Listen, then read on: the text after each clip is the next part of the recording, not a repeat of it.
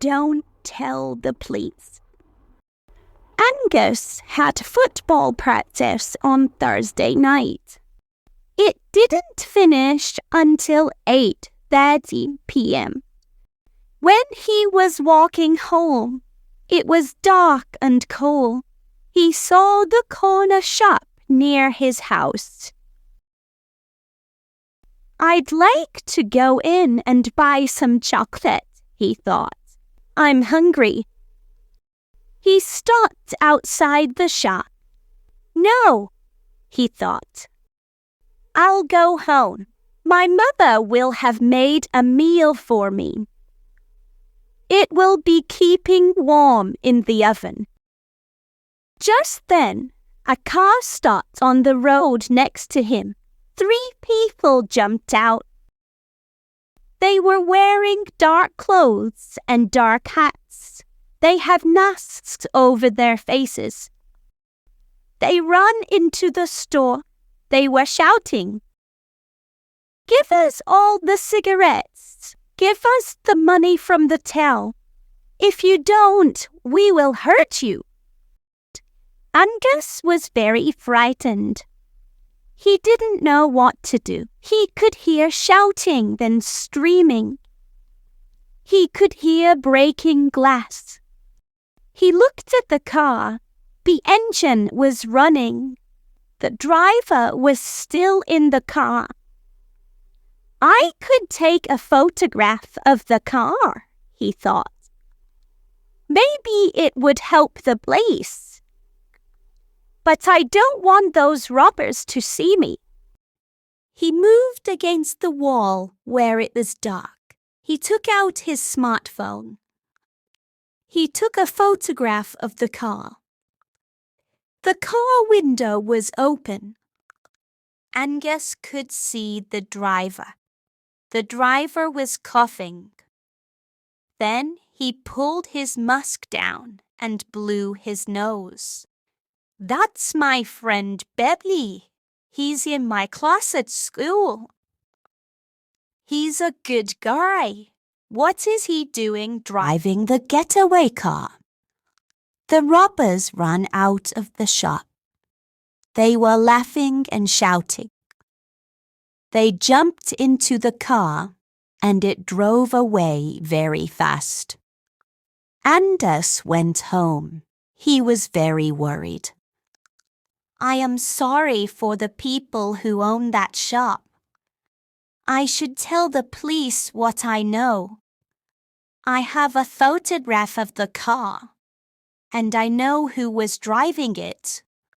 But Benny is my friend. What shall I do?" The next day, Angus went to school. Benny was not there. Everyone was talking about the robbery at the corner store. Angus didn't say anything. Bedland time, Angus said to his homeroom teacher, "Mrs. Anderson, I'm sorry, but I don't feel well. I want to go home." "Oh, Angus," said Mrs. Anderson, "do you have to fly?" Angus felt bad for telling lies, but he said, "Maybe, or maybe it is a cold. But I want to go home." "Okay," said Mrs. Anderson. "Many students have colds and flu this week. I will call your mother later and find out if you are feeling better." Angus went to Benny's house. He knocked on the door, but no one answered. But he could hear someone coughing. "Benny!" shouted Angus. "I know you're in there. Open the door." There was no answer, so Angus tried the door. It was unlocked. He went into the house. He found Benny in his bedroom. Benny was in bed. He looked very ill. "Benny, I saw you last night. I saw you driving the getaway car," shouted Angus. Oh no, said Benny. Did you tell the police? No, I didn't, said Angus. But I think I should. Why were you there? Them is a gang of young guys who live in the apartments next door, said Benny. They came here last night. They knew my father was away. They took my mother. They said I must steal a car and drive them to the corner store. They said, if she don't do what we want, we will hurt your mother. So I helped them. Then they said, don't tell anyone, or things will be very bad for your mother. Where is your mother now? Asked Angus. I don't know. I am very frightened. I don't know what to do, said Benny. Why did they want you to help them? Asked Angus. They are bad guys, but they are also very young. They don't know how to drive a car. I am a good driver. My father taught me, said Benny. Benny, we must call the police. They will find your mother. Everything will be okay. Okay, said Benny, but I am very scared. What if the gang see the place and kill my mother? I am sure the police will be very careful, said Angus. We will tell them everything. Angus called the police. He told the police everything. He said that Daddy's mother was in danger.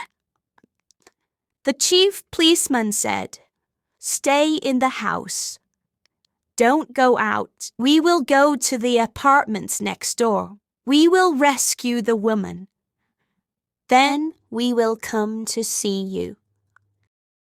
Angus stayed with Bemmy in his bedroom. He found cough medicine for Bemmy and made him a hot drink. They waited and waited. It took a long time. Angus texted his mother, I will be late home from school today. Finally, 2 policemen came to Benny's house. Benny's mother was with them. They tied me up and left me in a bedroom, she said. She was very tired, but she was okay. Benny told his story. We have arrested all the guns, said the policeman. I guess you will arrest me too, said Benny. He was very worried. No, said the policeman. You were very silly. You should have called us as soon as they took your mother away. But we understand, so you are not in trouble. After the policeman went away, Angus said, I must go home now. Then he laughed. What's funny? Asked Freddie. That gang next door were all very bad guys. They thought they were very smart. But they are not so great.